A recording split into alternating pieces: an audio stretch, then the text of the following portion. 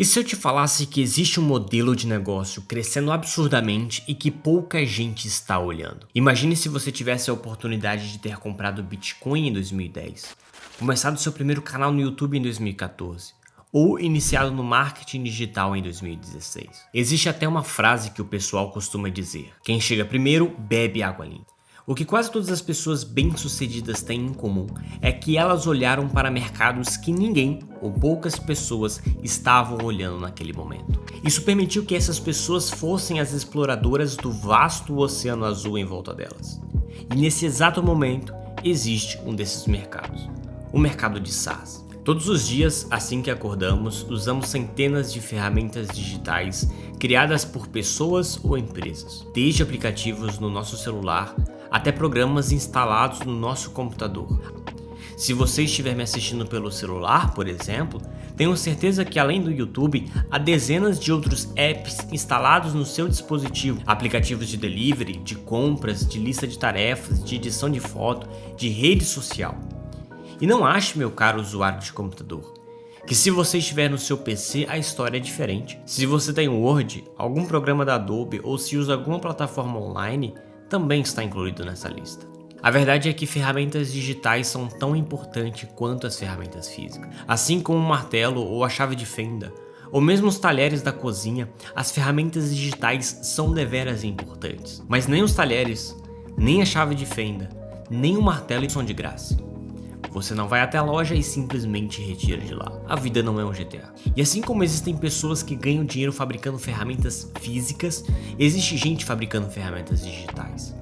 A diferença é que o martelo é uma das ferramentas mais primitivas conhecidas. Por outro lado, a internet existe há pouco mais de 60 anos. Ou seja, estamos falando de um crescimento silencioso, mas colossal, que começou a se desenvolver graças a uma mistura de fatores que têm contribuído para isso. SaaS significa Software as a Service, ou seja, software como serviço. Aliás, você não precisa se prender a esse significado. Eu prefiro explicar o que é SaaS através de exemplos, e logo você vai entender o que eu quero dizer. Photoshop, Canva, Dropbox, Google Drive, Slack, Trello, Microsoft 365. Todos eles são exemplos de SaaS. Vamos pegar um exemplo mais específico como o Google Drive. O Google Drive é gratuito, de certa forma. Se você não ultrapassar a cota gratuita, pode usá-lo sem problema nenhum.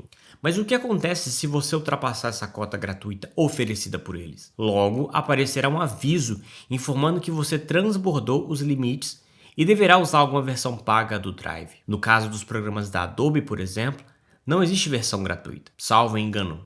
Acho que eles te dão alguns dias de teste, mas se você realmente quer usar o Photoshop, o Premiere, o After Effects a longo prazo, deverá pagar uma mensalidade por isso. Então você paga por essas ferramentas. Você paga por uma licença para usar a ferramenta ou paga por recursos a mais, por exemplo. No fim, você simplesmente coloca o seu dinheiro ali. Sem contar que muitas vezes aplicativos que parecem não estar ganhando dinheiro podem estar o fazendo de alguma outra forma mais desconhecida, seja mostrando anúncios para você ou mesmo fazendo a coleta e o uso dos seus dados. Quando eu comecei minha história na internet, na tecnologia, eu não pagava pelo Google Drive. Em 2016, eu me contentava com um plano gratuito. Para mim, na época, era mais do que suficiente. Só que o tempo foi passando, os arquivos se tornando cada vez mais pesados, as necessidades pessoais de backup e redundância se tornando cada vez mais críticas e pela primeira vez eu paguei por mais espaço. Então, por mais que você pense nunca precisar pagar por um serviço, isso um dia pode vir a acontecer. E é exatamente aí que vem o conceito de dor. No contexto de um SaaS, Software as a Service, as dores se referem aos problemas ou desafios que os potenciais clientes enfrentam e que a sua ferramenta oferecida pode resolver. Falar de cliente pode dar até uma aura muito rebuscada, mas imagine que o cliente seja apenas um assinante. Vamos falar melhor sobre as dores e soluções com exemplos, através de exemplos. Google Drive. Qualquer dor. Dificuldade em armazenar grandes quantidades de arquivos devido à limitação que nós conhecemos de espaços físicos nos nossos dispositivos. Nós temos dificuldade em armazenar arquivos grandes, nós temos dificuldade em armazenar grandes quantidades de dados. E qual a solução? Espaço de armazenamento online, que permite que usuários armazenem e acessem seus arquivos através da nuvem com conexão à internet. Trello. Qualquer dor. Falta de organização e visibilidade em projetos e tarefas. E qual que é a solução? Sistema visual de quadros e cartões para gerenciar projetos, tarefas e fluxos de trabalho. Canva, qual que é a dor, a dificuldade em criar gráficos, designs gráficos e coisas visualmente atraentes. E qual que é a solução do Canva? Uma ferramenta bastante intuitiva para a criação de designs, para a criação de logos, para a criação de materiais de marketing e mídia social. Ou seja, um SaaS tem como principal objetivo, principal intenção resolver problemas, resolver dores. E quando um cliente tem sua dor resolvida, é óbvio que ele vai pagar, ou pelo menos vai ficar muito tentado a pagar pela solução. Atualmente existem milhares e milhares de nichos que têm ou não relação com o campo digital, necessitando que suas dores sejam solucionadas. Converse com empresários, comerciantes, prestadores de serviços ou pessoas em geral e você perceberá que existem muitos problemas a serem resolvidos. Agora some isso ao fato que milhares de pessoas usam computadores e celulares todos os dias. Leve em consideração também a digitalização das profissões e das próprias relações comerciais. E pronto. Nessa mistura temos um oceano azul que promete crescer absurdamente nos próximos anos.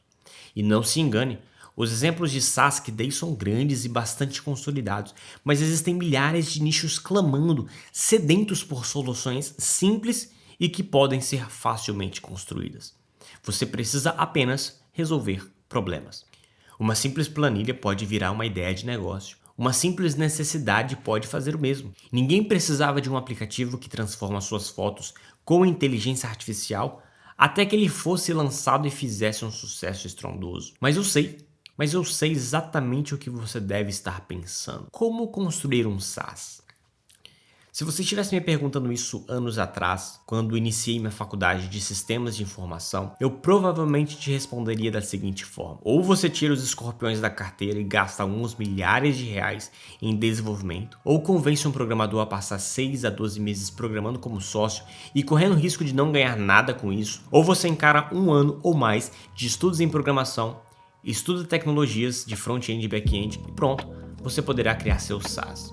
Recapitulando, pagar alguém, encontrar um sócio desenvolvedor ou aprender programação. Como eu disse, essa seria a minha resposta de anos atrás. Mas graças ao forte avanço tecnológico, existe uma forma muito mais fácil de criar seus próprios aplicativos ou plataformas e ganhar com isso. Exatamente por isso que existe o No-Code. O No-Code é uma nova abordagem no que tange a criação de sites, aplicativos e plataformas. Como o próprio nome sugere, você não precisa de um programador, nem usar infinitas linhas de código para criar suas próprias ferramentas digitais. É No-Code, sem código, sem programação, sem complexos ambientes de desenvolvimento ou mesas de trabalho para construir uma funcionalidade. Geralmente as ferramentas de desenvolvimento no-code funcionam através de simples interfaces de drag and drop, ou seja, arrastar e soltar elementos na tela. E a lógica funciona através de blocos que se conectam entre si. E não, diferentemente do que você talvez tenha pensado, não é necessário saber codar para criar o seu próprio SaaS. Não é necessário passar 6 meses escrevendo linhas e mais linhas de código de programação. Estou falando de plataformas e aplicativos completos, funcionais. É claro que será importante dedicação, isso é óbvio, mas sua dedicação se concentra muito mais em modelar o negócio, encontrar as dores e validar do que dedicação técnica exclusivamente falando. Então vamos pensar na sua ideia em fases. A primeira coisa que você deve fazer é iniciar uma pesquisa de mercado. Você precisa olhar para o mundo e encontrar possíveis problemas que clamam por soluções, dores que precisam de remédios. Você pode pensar em mercados mais amplos e genéricos ou coisas mais simples. Um dia minha mãe disse que queria saber o nome de uma planta que ela tinha. Prontamente baixei um aplicativo no meu celular que eu tirava uma foto e o app me dizia com precisão absurda qual planta que era. Sim, através de uma foto. Então na fase de pesquisa não se limite à superfície. Não se limite aos problemas óbvios. Você tem agora o poder de resolver problemas na sua mão e o que mais existe no mundo são problemas. Depois de encontrar a dor que quer resolver, agora na segunda fase busque ao máximo conversar e interagir com os atores desse mercado, com os stakeholders, com pessoas diretamente envolvidas ou pessoas periféricas àquela área. Você precisa se munir de informações, e se essas informações não estiverem disponíveis, você deve quantificá-las o tanto quanto possível. Você não precisa espalhar para os 4 cantos do mundo que está construindo um aplicativo. Se concentre apenas em ir atrás das melhores e mais privilegiadas informações. Seu objetivo é construir uma imagem bem nítida daquilo que deseja construir. E é aqui que passamos para o terceiro estágio, o da criação de um MVP. É crucial ter em mente um ponto fundamental. Se você deseja otimizar o uso dos seus recursos ao máximo, considere a criação de um MVP, ou mínimo produto viável. De maneira simples, isso implica em desenvolver uma versão do seu produto de forma simplificada, econômica e enxuta, mantendo a essência da sua própria proposta. Ou seja, você vai pegar a sua ideia e construir apenas aquilo que realmente é essencial. Eu sei, provavelmente você vai querer colocar 1001 recursos diferentes somente para tornar o seu produto mais interessante. Mas não é isso que você deveria fazer nessa fase. Ao invés de investir uma grande quantia de dinheiro e tempo na materialização da ideia, a abordagem aqui é de simplificar e condensar para preservar a essência do seu negócio. Mas por que isso é tão importante? Por que isso é tão relevante?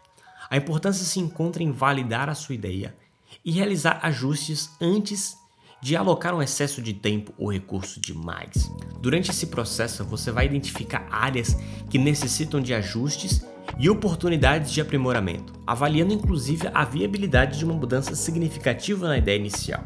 Basicamente, no seu MVP você vai ver o que está certo e o que está errado, o que está dando bom e o que não está dando tão bom assim quanto você esperava.